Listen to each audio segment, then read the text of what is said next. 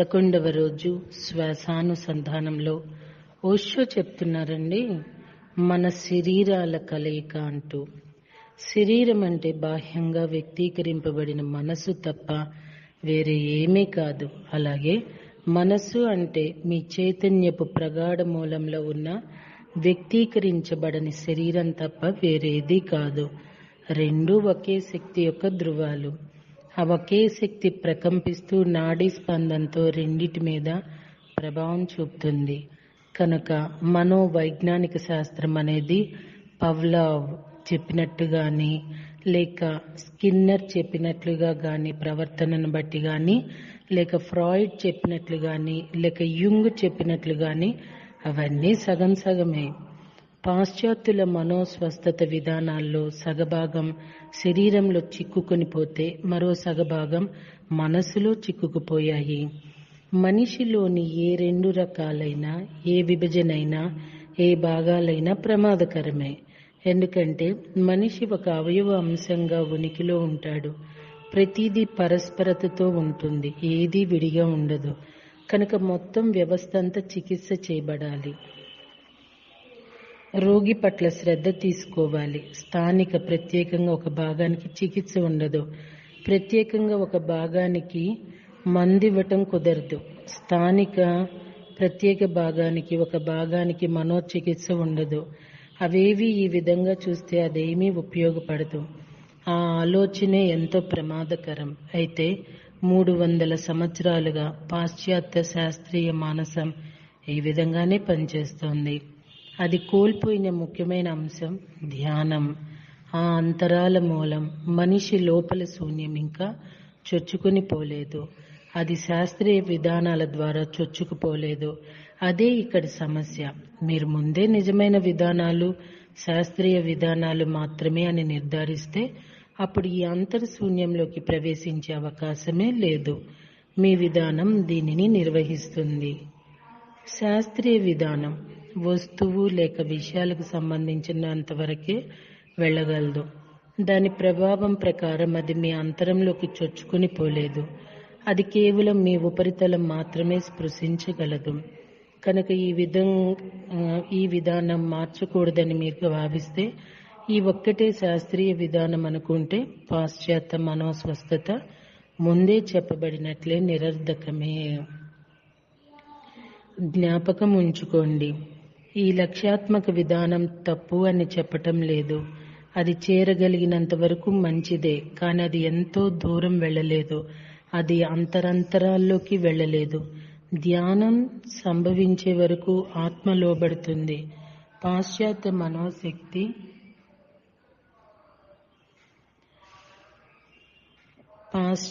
మనోశక్తి అనేది ఒక మాతృ శరీరంలాగా కళేబరంలాగా మిగిలి ఉంటుంది.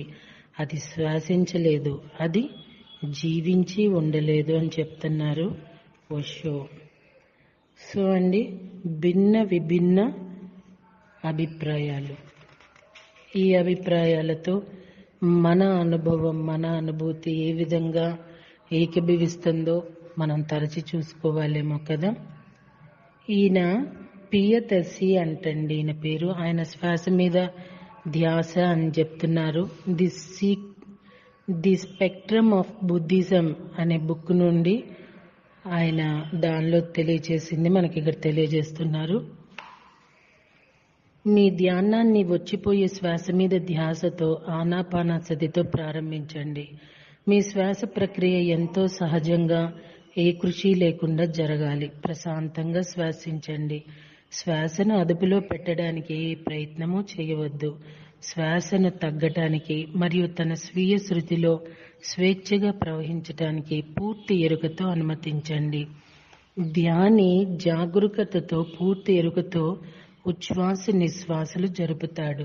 అతను శ్వాస పట్ల జాగరూకతతో ఉంటాడు తప్ప తన పట్ల కాదు. అతని ఏకైక లక్ష్యం మనస్సును శ్వాసపై కేంద్రీకరించి మిగిలిన అన్ని ఆలోచనలు వదిలిపెట్టి మనసు అక్కడ నిలపటం. మీరు ఉచ్ఛ్వాస నిశ్వాసలపై మనసు ఉంచి సాధన చేసేటప్పుడు కదిలే గాలి ముక్కుగోళాలను తాకే చోట లేదా పెదవి వద్ద కేంద్రీకరించండి. మీ శ్వాసలోనికి బయటికి వెళుతున్నప్పుడు దానిని చూడండి, కానీ మీ ఊపిరితిత్తులు వద్ద లేక గాలిలోకో దానిని అనుసరించవద్దు. శ్వాసను నిలిపి ఉంచండి కానీ లేదా పట్టి ఉంచడం కానీ లేదా ఆపివేయటం కానీ చేయవద్దు. అది మీ నుంచి ఏ కృషి లేదా ఒత్తిడి లేకుండానే అత్యంత సహజ సిద్ధంగా సంభవిస్తుంది. మీ దృష్టిని ముక్కులోని శ్వాసపై ఉంచండి. మీ మనస్సు ఆలోచనల వైపు మళ్ళితే వాటి పట్ల ఎరుక పొంది మీ శ్రద్ధను శ్వాస యొక్క సహజాలయంలోకి తీసుకురండి. ఆలోచనలను ప్రశాంతంగా బంధరాహిత్యంతో పరిశీలించండి. జాగరూకత అంటే తమ లోపల ఏమి జరుగుతుందో, తామేం చేస్తున్నామో దాని నుంచి లేదా దానిని మంచి లేదా చెడు అని తీర్పు చెప్పకుండా పరిశీలించటం, కేవలం శ్రద్ధ ఎరుకతో గమనించటం. మీరు శ్వాస రెండు వేరువేరు కాదు, కేవలం ఒకే విధానం. సముద్రపు అలల వలె శ్వాస యొక్క హెచ్చు తగ్గులు, దాన్ని అత్యుత్తమంగా చెప్పుకోవాలంటే ధ్యానం అంటాము. మీరు ఈ జాగరూకతను కొద్ది కొద్దిగా పెంపొందించుకునే కొద్దీ మనసు మీ శ్వాసపై పూర్తి ఏకాగ్రత పొందుతుంది. మీరు అక్కడ కేవలం శ్వాస మాత్రమే ఉందని, దానిని మనసు గుర్తిస్తుందని, దాని వెనుక వేరే నేను అనేది లేదని, లేక శాశ్వతమైన ఆహపు చైతన్యం లేక ఆ విధమైనది ఏదీ లేదని గుర్తిస్తారు. ఇప్పుడు ఓషో చెప్తున్నారండి, మనోరాహిత్యం అంటూ. ఇది ది గ్రేట్ జెన్ మాస్టర్ తాహ్యూ అనే ఒక బుక్ నుండి తీసిన సమాచారం. ఒక మనిషి గమనించటం అనే కళ నేర్చుకుంటే అతను మనసు ఉపయోగించినప్పటికీ మానసిక చర్యలు ఏవీ ఉండవు. నేను మీతో మాట్లాడుతున్నాను, నా మనస్సును ఉపయోగిస్తున్నాను, అంతకంటే వేరే మార్గం లేదు. ఏ సందేశాన్నైనా మాటల్లో అందించాలంటే మనసు మాత్రమే ఏకైక మార్గం. అది ఒక్కటే అందుబాటులో ఉన్న యంత్రాంగం. అయితే నా మనసు పూర్తిగా మౌనంగా ఉంది. మానసిక చర్యలేవీ లేవు. నేనేం చెప్పబోతున్నానా అని నేను ఆలోచించటం లేదు. నేను చెప్పిన దాని గురించి కూడా ఆలోచించటం లేదు. నేను నన్ను తీసుకురాకుండా ప్రయత్నంగా స్పందిస్తున్నాను. అది మీరు కొండల వద్దకు వెళ్ళి అరిస్తే అది ప్రతిధ్వనించడం వంటిది. ఆ కొండలు ఏ మనోచర్య చేయటం లేదు, కేవలం ప్రతిధ్వనిస్తాయి. నేను మాట్లాడేటప్పుడు ఒక ప్రతిధ్వనించే కొండను మాత్రమే. ఇది ఒక వింత అనుభవం. మీరే మనోచర్య లేకుండా మనసును ఉపయోగించగలగటం. మనోరాహిత్యం మరి మనసు రెండు వేరు కాదు. మనోరాహిత్యం అంటే ఏ విషయం ఏ ఆలోచన లేని మనసు. అది దేనిని ప్రతిబింబించని ఒక అద్దం వంటిది. అద్దంలో ఉంటూ దేనిని ప్రతిబింబించని మనసు అనేది ఉనికి మనిషికి అనుమతిస్తున్న అత్యంత గొప్ప ఆశీర్వాదం. అక్కడి నుండి విషయాలు విస్తరిస్తూ ఉంటాయి. మర్మాలపై మర్మాలు. అక్కడ ప్రశ్నలు ఏవీ లేవు, సమాధానాలు లేవు. కేవలం అద్భుత అనుభవాలు పోషణిస్తూ, పరిపూర్ణత చెందిస్తూ, జన్మల తరబడి ఆకలితో అలమటిస్తూ వెతుకుతున్న ఆత్మకు సంతృప్తిని అందించటం. ఈ వెతుకులాట ఇక ముగిసిపోయింది. ఈ వెతుకులాట ఆపటానికి ఒక సామాన్యమైన విధానం ఉంది. అది మీ మనస్సును, మీ శరీరాన్ని, మీ చర్యలను గమనించడం మొదలు పెట్టడం. మీరేం చేస్తున్నా లేక చేయకపోయినా మీరు గమనిస్తున్నారన్న దాని పట్ల అప్రమత్తతతో ఉండండి. గమనించేవాడిని కోల్పోకండి. ఆ గమనించేది వేరెవరో కాదు, అది కేవలం శుద్ధ చైతన్యమే. ఈ శుద్ధ చైతన్యమే ఒక నూతన మానవాళిని, ఒక నూతన ప్రపంచాన్ని తీసుకువస్తుంది. దేశాలు, జాతులు, మతాలు, సిద్ధాంతాలు, అభిప్రాయాలు అవన్నీ పిల్లలు ఆడుకోవటానికి తప్ప పరిణితి చెందిన మానవులకు కాదు. పరిణితి చెందిన మనుషులకు ఉనికిలో ఒకే ఒక విషయం ఉంది, అదే గమనించటం అంటున్నారు ఓషో. డాక్టర్ రిచర్డ్ కెర్బర్ ఆయన ఏం చెప్తున్నారంటే, ధ్యానం ఒక శక్తివంతమైన ఉపకరణ.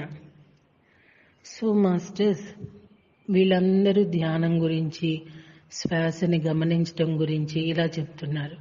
అదే మనల్ని అడిగారనుకోండి, ఏంటి శ్వాస మీద ధ్యాస, ఆనాపానసతి అన్నారనుకోండి, నాకు రంగురంగులు కనిపిస్తున్నాయి, నాతో భూమి మాట్లాడింది, నాతో ఆకాశం మాట్లాడింది, లేకపోతే నాకు సిరియన్ నక్షత్రవాసులు మాట్లాడారు, లేకపోతే వాళ్ళతో నేను కనెక్ట్ అయ్యాను, మహావతార్ బాబాజీ మాకు ఇలాగా ఇవి మెసేజ్ ఇచ్చారు, ఇలాంటివన్నీ చెప్పుకొస్తామండి.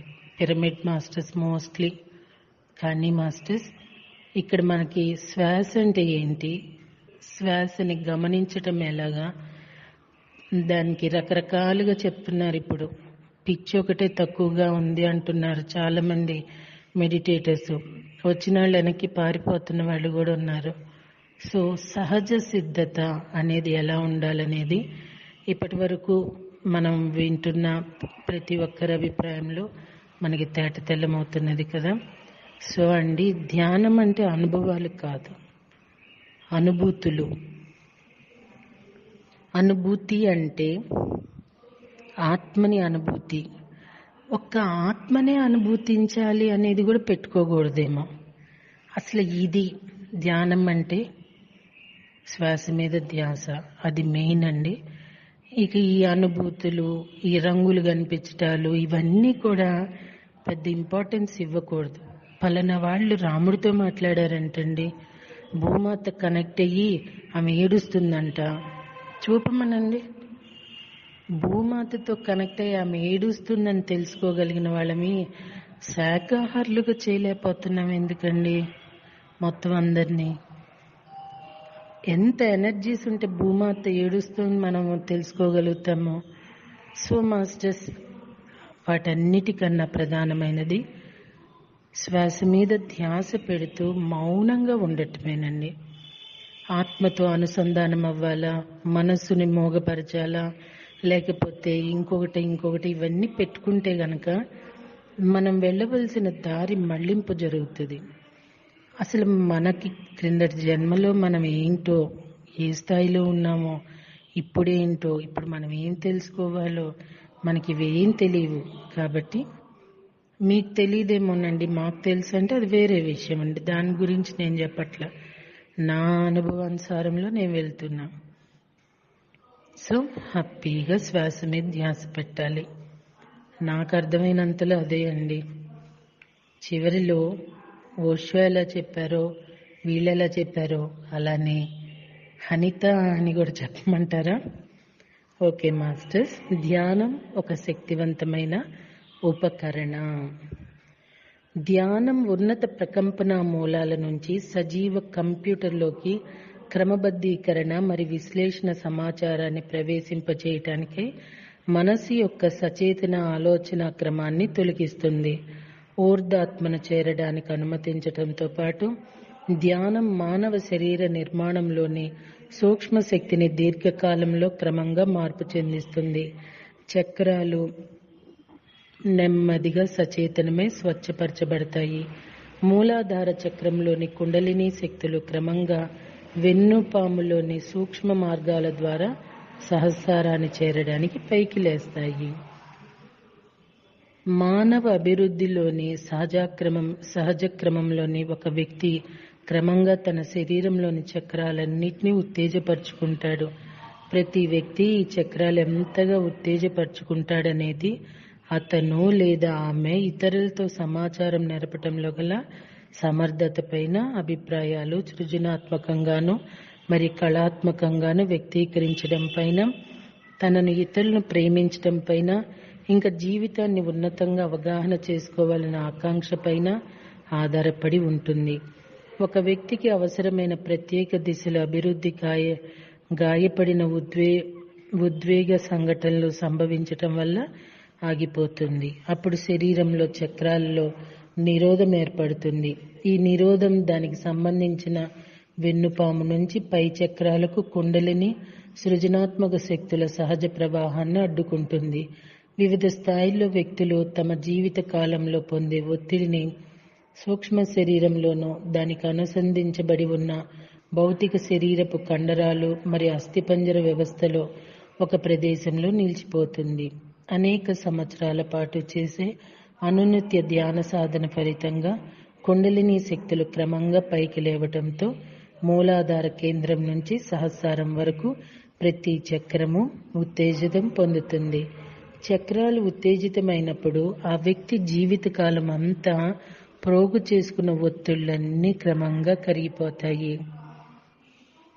ఒక చక్రం గుండా శక్తి ప్రవాహానికి ఉన్న నిరోధం విడుదలవ్వటం అనేది కొంతవరకు కుండలిని శక్తుల స్వచ్ఛపరచటం మరియు ఉత్తేజపరచటాల ప్రభావం వల్ల ఉండవచ్చు. అయితే అది ఆ చక్రం సక్రమంగా పనిచేయటానికి అవసరమైన ఉద్వేగిక మరియు ఆధ్యాత్మిక పాఠాలను క్రమంగా గుర్తించడానికి కూడా చెంది ఉండవచ్చు. ధ్యాన సాధనలు క్రమంగా ఆ విధమైన ముఖ్య పాఠాలు నేర్చుకోవటంలో తోడ్పడతాయి. సచేతన వ్యక్తిత్వం నిరోధాలు ఏర్పడడానికి కారణాలు అర్థం చేసుకోవటం వల్ల అది సంభవిస్తుంది. ఈ సమాచారం ధ్యానంలో ఆ వ్యక్తి తన ఊర్ధాత్మ నుంచి వచ్చే అంతర్వివేకాన్ని వినడం ద్వారా జరుగుతుంది. ధ్యానం నేర్చుకోవటం సమాచారం నెరపటానికి సూక్ష్మ శక్తి వారధులను నిర్మించటంలో తోడ్పడుతుంది. అది భౌతిక వ్యక్తిత్వాన్ని తమ స్వీయ చైతన్యపు ఉన్నత ప్రకంపన నిర్మాణాల జ్ఞానంతో అనుసంధిస్తుంది. ధ్యానం అనేది ప్రతి వ్యక్తిని సరి అయిన సమయంలో ఈ ఉన్నత సత్యాలు గుర్తించటానికి, భౌతిక తలంలో క్లిష్టంగా కనిపించే జీవితాన్ని ఉన్నతంగా అర్థం చేసుకోవటానికి ఉపయోగపడే ఒకానొక శక్తివంతమైన ఉపకరణం. ధ్యానం ప్రజ్ఞా ప్రకాశం. ధ్యానం భౌతిక, సూక్ష్మ, మానసిక మరియు ఉన్నత ఆధ్యాత్మిక నేనుల పరస్పర సంధాన ప్రకృతిని అవగాహన చేసుకోవటంలో కీలకమైనది. ఆత్మ తన భూవాసంలోనూ మరియు అనుభవాల్లోనూ ప్రేమ, సేవ మరియు శ్రద్ధ అనే నిస్వార్థ చర్యల ద్వారా స్వీయ ఉన్నత ఆధ్యాత్మిక లక్షణాలను గ్రహిస్తుంది. భౌతిక వ్యక్తిత్వానికి ఆత్మాభివృద్ధి యొక్క ప్రాథమిక పాఠాల వ్యక్తీకరణ కష్టమైనప్పుడు భౌతిక అనారోగ్యాలు నేర్చుకునే అనుభవాలుగా వస్తాయి. ధ్యానం ద్వారా వ్యక్తిత్వం తాను గురి అయిన భౌతిక అనారోగ్యానికి నిజమైన అర్థాన్ని కనుగొనగలరు. ధ్యానం చేయడానికి గల నిజమైన కారణం ప్రజ్ఞ, ప్రకాశం పొందటం. ప్రజ్ఞ ప్రకాశం అంటే చైతన్యపు నిర్మాణాల యొక్క శక్తి కోణాలు లేదా విశ్వకోణం, జీవరూపాలన్నిటితోనూ ఏకత్వ భావన, ఇంకా భౌతిక వాస్తవానికి వెనుక ఉన్న ఆధ్యాత్మిక కార్యక్రమాల అవగాహనగా నిర్వహించవచ్చు. ఈ ఉన్నత స్థాయి గ్రాహిత వ్యక్తికి ఇతరులతోనూ మరి విశ్వంతోనూ తన జీవితానికి గల బంధానికి అర్థం చేసుకునే వీలు కనిపిస్తుంది. ధ్యానం ఈ క్రమానుగత ఎరుకను బహుళీకరిస్తుంది అని చెప్తున్నారు. రేపు పరమహంస యోగానంద గారు ఏం చెప్తున్నారో తెలుసుకుందామా అండి. Thank you.